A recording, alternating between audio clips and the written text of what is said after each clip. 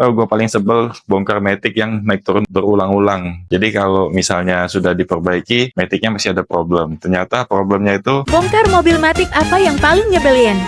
Mas, bongkar mobil Matic apa yang paling nyebelin? Bongkar mobil paling nyebelin tuh mobil Eropa karena spare partnya susah didapat dan mahal. Mobil Jepang juga ada beberapa yang nyebelin. Terus spare part Matic-nya itu susah didapat. Jadi nggak semua mobil Jepang spare partnya ready. Bongkar mobil Matic apa yang paling nyebelin? Ada sih, cuman nggak terlalu banyak. Ada cuma satu yang saya rasain di lapangan. Mobil Korea tahun lama itu aja sih. Alasannya kalau dibongkar agak rapuh. Yang kedua spare partnya susah. Mobil mudanya aja kalau kita cari ada, cuman agak susah nih lama kayak gitu. Apalagi mobil tuanya kayak itu. Aduh, maaf banget kalau emang itu agak menyakitkan buat mobil Korea tahun lama. Bongkar mobil Matic apa yang paling nyebelin? Mobil Matic gearbox yang paling nyebelin tuh mobil Nissan. Tahu nggak kenapa?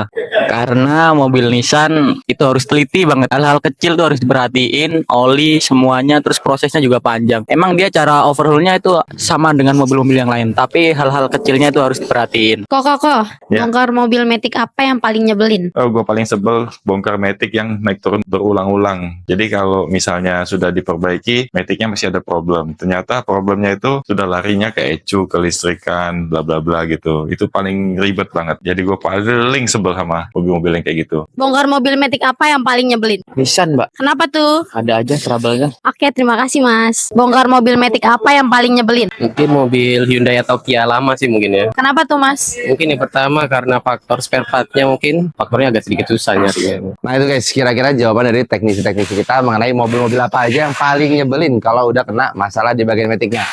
Kalau gue sendiri, gue tuh paling sebel sama mobil yang ketika bermasalah itu spare part yang nggak ada. Yang kita udah cari dari ujung Indonesia sebelah timur sampai ke bagian barat, itu spare part yang nggak ada. Nah itu udah paling nyebelin. Untuk spesifikasi mobilnya, jadi buat temen-temen yang mau beli mobil, mending pastiin dari spare partnya tersedia atau enggak, copotannya banyak atau enggak barunya ada enggak. Kalau misalkan yang barunya masih ada, karena spare part itu komponen paling penting. Percuma kita bisa bongkar, tapi kalau spare part nggak ada, betul nggak? Sepengalaman kalian, mobil apa nih yang paling ngeselin ketika ada masalah? Tulis di kolom komentar ya.